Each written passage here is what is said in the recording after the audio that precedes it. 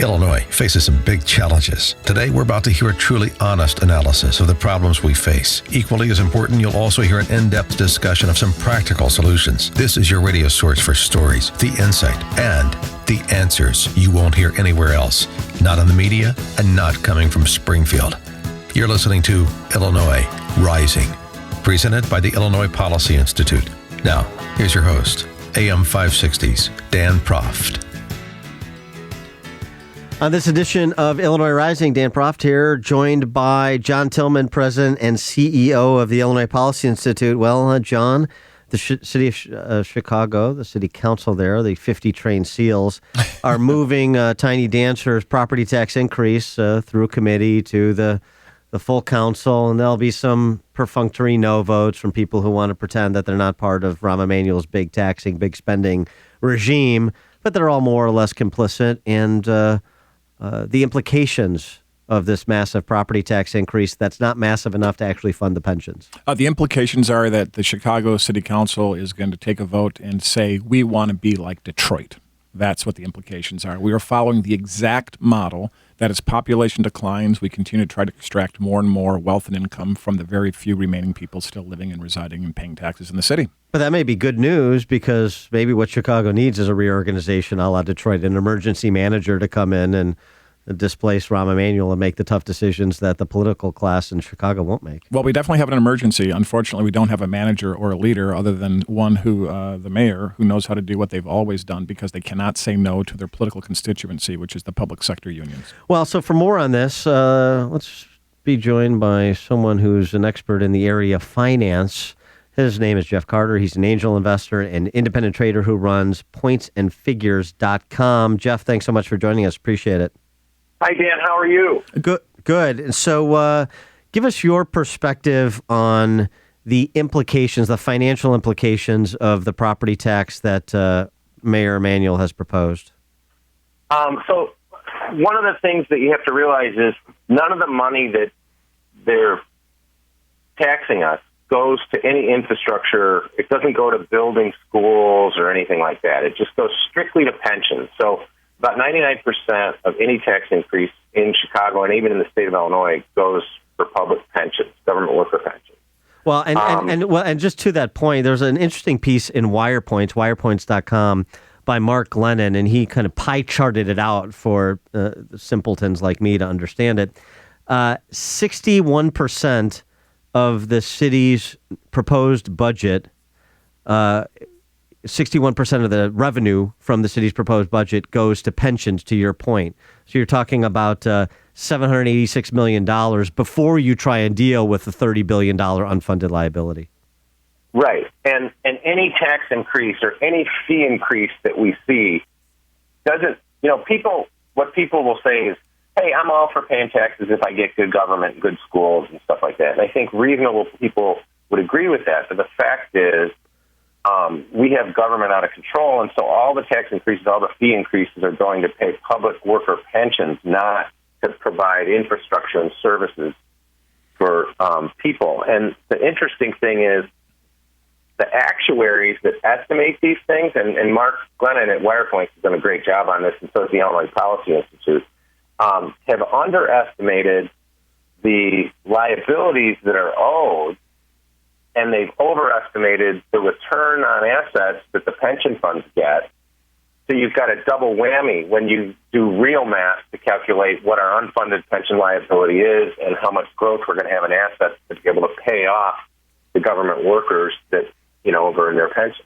Well, and Jeff, talk a little bit about just sort of the moral hazard of all of this, that you have protected government workers that the Supreme Court has now said you can never diminish their pension. So this money is being extracted for working class and middle class people in the city of Chicago who are not part of that union scheme, to transfer their money that they could have otherwise saved for their own retirement and give it to people who have this protected, you can never go down, your 401k is protected because you're in this defined benefit program, and the real immorality of that construct. Yeah, so even FDR in his Great Society government program spree back in the 30s said that government workers should never be unionized because when they have a seat at the table, the person on the opposite side that they're bargaining with, they're donating to politically. So even today in the Sun-Times, there's an article about how public unions can donate to politicians in Chicago, even though they're bargaining with them at the same table. So it's like two guys that are in the same business getting together to bargain to raise prices on people that can't even fight them back, right? Yeah, it's like what the libertarians say about democracy: three wolves and a sheep deciding what to have for lunch. Yeah, and so it's what happens is you have this just out of control thing. Well, and then in the state of Illinois back in the 90s, there was really no difference between a Republican and a Democrat. I mean, Bruce Rauner is really the first Republican governor that's been elected that is truly, a small government Republican. And right. So the point there, Jeff, I think is really important is that Governor Thompson, Governor Edgar, and Governor Ryan were all partners in the scheme with the Democrats. Bruce Rauner is trying to change the game completely. He's an adversary. Yeah.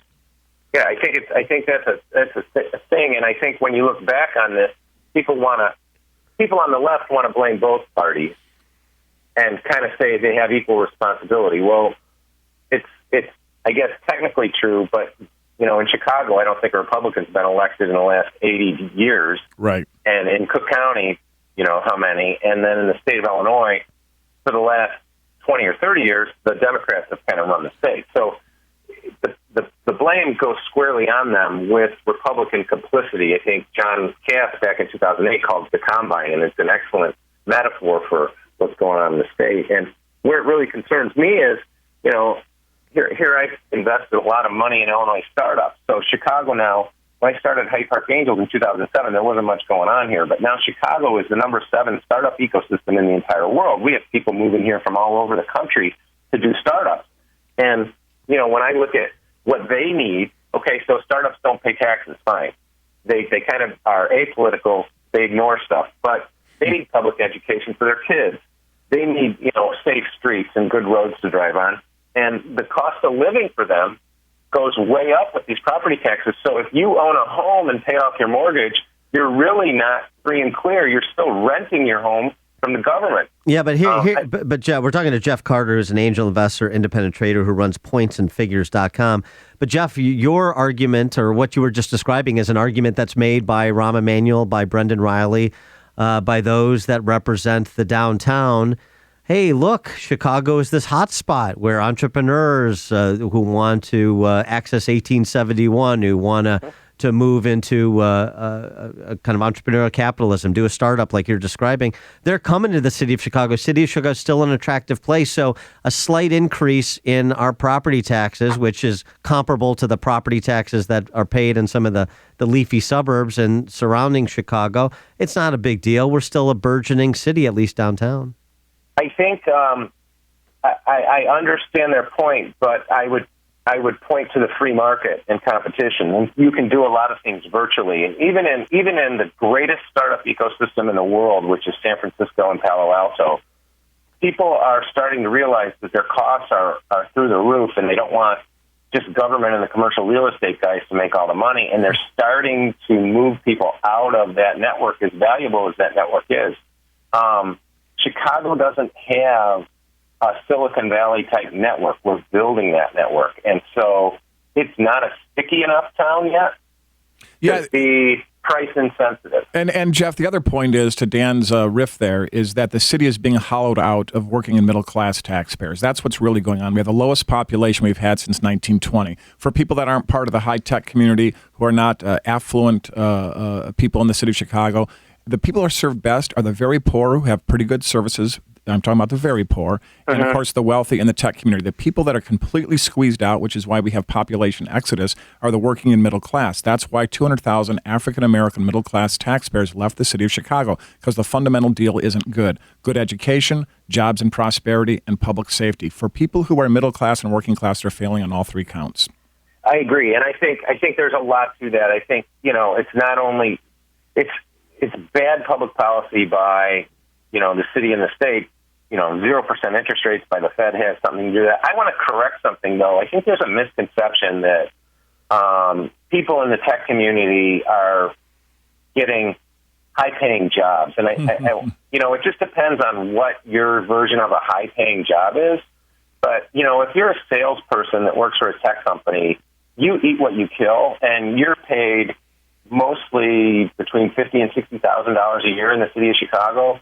Our engineers are paid between $80,000 and $100,000 a year. And if you're the CEO of a tech firm, as much ink as you might get on the web, the most that you make is, $100,000 to $120,000 a year, which is a good salary. I'm not saying it, but these people are working for the equity in their companies to grow the value of their company. They're not working for the money necessarily. Right. So, and if you're not killing it in the city of Chicago, particularly as we're paying the 10th highest property taxes currently before this tax increase, then it's increasingly difficult to live down there, to John's point.